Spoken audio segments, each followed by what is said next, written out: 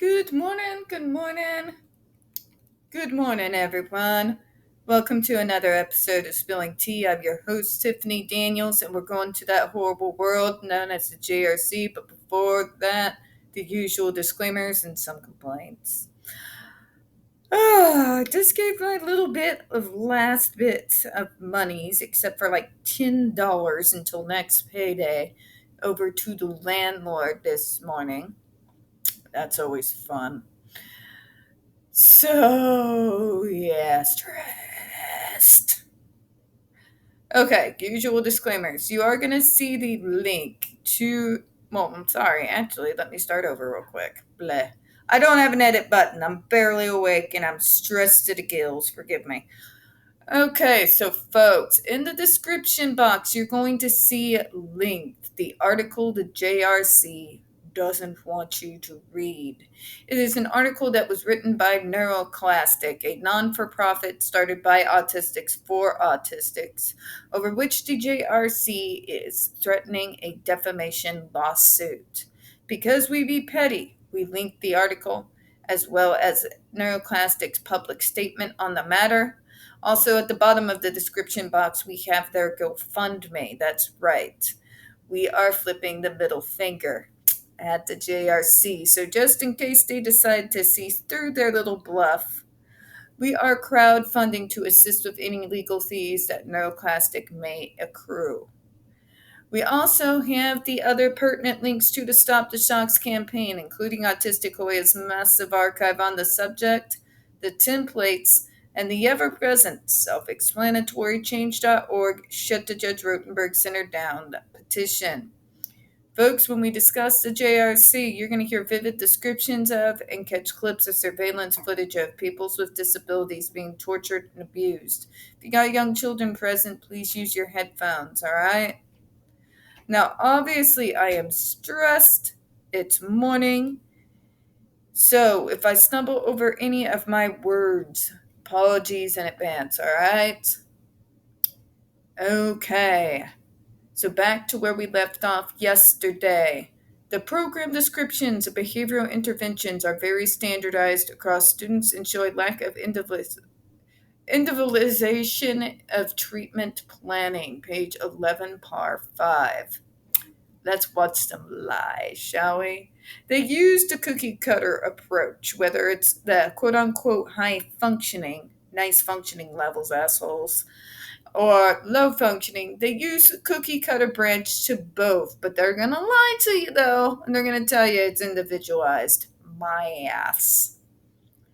JRC has standard treatment systems so that consistent quality treatment is received by each student at all times, but each system is completely individualized for each student. In other words, you're trying to use flowery language to tell us we're right, but we're wrong. So they're trying to tell you, yes, we use systematic, consistent treatment across the board, but it's individualized. Really? And they're going to tell you it's individualized over exactly what behaviors a student gets shocked for. That's how it's individualized. They're used to shock treatment across the board, but it's depending on the behaviors is how they cater it to the student. It's still cookie cutting, JRC. You are literally grasping at straws here. It's still cookie cutting. Just because you have different reasons for why each student gets to be shocked doesn't mean the plan's individualized. Moving on. The assertion that our students' programs are not individualized is false, as evidenced by the huge variations in the behavior contracts each student has. See? The differing awards they earn, and the differing behaviors targeted, the types of rewards that are defined in their program, and the wide range of classroom and group home settings that are available at JRC, depending on the student's current behavioral status. You understand how that's worse, right? Let me cut it down for you. Basically, what they're saying here is that they do use the cookie cutter approach. The only thing that's actually individualized is the punishments or the asinine rewards. And how do they use these reward systems? Well, if you're quote unquote low functioning according to them. What they basically call stupid, in which they don't even try to teach the student, then you get rewards that a 5-year-old would appreciate, like time in a ball pit, or a pizza party, or balloons. You can see how this would be incredibly insulting, right? If you're quote unquote high functioning, which to them means you pretend to be their romanticized normal, and you're able to mask enough that you're basically a catatonic robot that doesn't react to anything or show any real emotions to anything ever. If you fit that label and you do exactly that, well, then you get teen rewards, such as being able to go inside their asinine, bad acid trip movie theater and play video games. What they don't tell you is all these rewards are designed to be things that neurotypical children would appreciate, not us. A real reward system, if the system actually worked at all, would be to create rewards catered to the actual interests of the student. In my case, you'd be like, you can earn a new book that you're interested in. But they don't do that. They base these rewards based off what they think neurotypical children would want.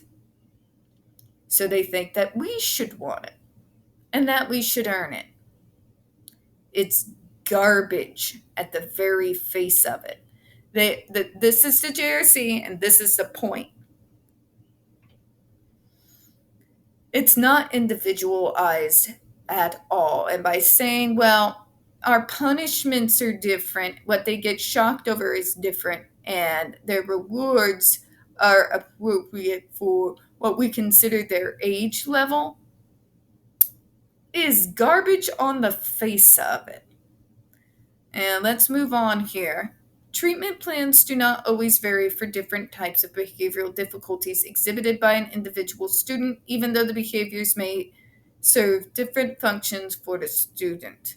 Again, when you have a school that's housing people with various disabilities, not just autism, but Down syndrome, cerebral palsy, as well as other mental health issues that may come down the pike, and you put them on the same bullshit type style of behavioral plans, it falls on its face immediately.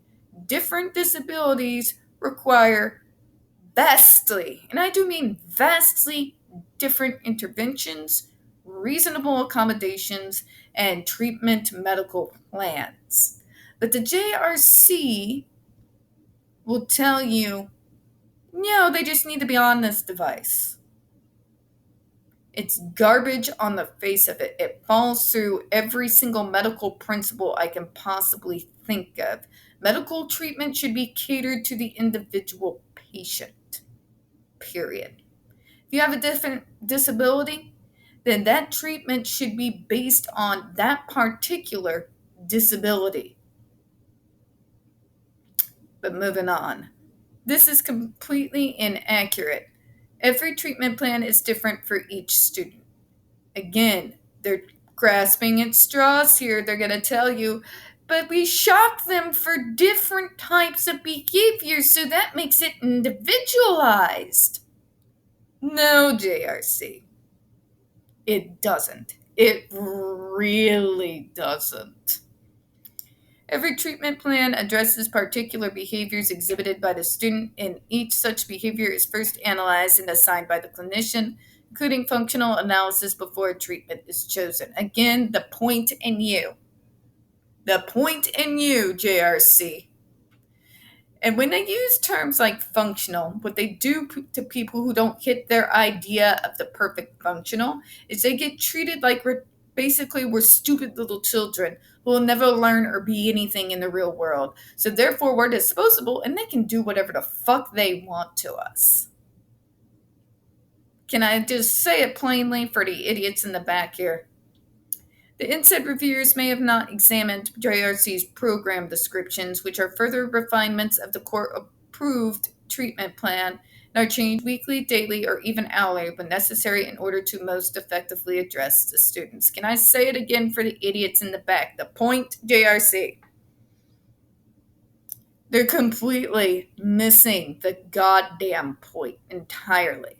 It's like they don't understand how fucking wrong, messed up, and inhumanly cruel they are. Like, they don't understand. It doesn't fucking compute to them. Do you understand, JRC, that you cannot use the exact same type of fucking treatment on different types of disabilities?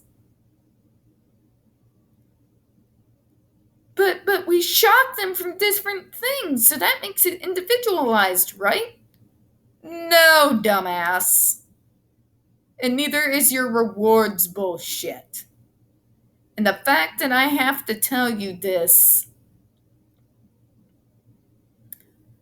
and what they're addressing in the student isn't reinforcing positive behaviors. It's focusing on nothing on what they term as negative or defective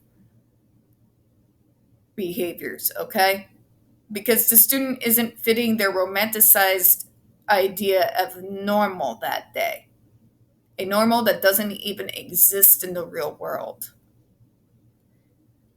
Moving on. JRC designs and implements each student's behavior modification program in order to increase the frequency of the student's particular appropriate behaviors and decrease the frequency of inappropriate behaviors. You shock them into compliance, JRC. Can we please call it what it is? Can we please stop lying to ourselves? You do the stick and carrot. It's the most degrading, dehumanizing, and infantilizing form of treatment on the planet. It's an insult to those who practice any kind of mental health or developmental disabilities medicine at all. It really, really is. You focus on the negative. That's all you focus on. It's all you give a shit about. And the only time you care about their quote-unquote positive behaviors is when they are to the point of catatonia. And then you're going to give them rewards not based off of the student's interests, but based off what you think the student's interests should be. You see where I'm going here, right? In Section 106, dealing with functional analysis, we explain how we handle the fact that different behaviors may have different functions, apparent causes. If you gave a shit about causes, you wouldn't be torturing children for acting in their neurotype. You're really going to try and fucking tell me you give a shit about what causes those behaviors? Can I give you a memo, JRC? You're causing them. You're causing the behaviors to crop up, okay? And on that note, I'm going to close out this morning. We don't get very many views on this channel, especially on this subject, and the few that we do tend to get removed from time to time. Please don't forget to hit that like button, hit subscribe, and don't forget to hit the comments. I do appreciate your time this morning, and as always, we here at Smelling Tea hope you have a good one. Bye-bye.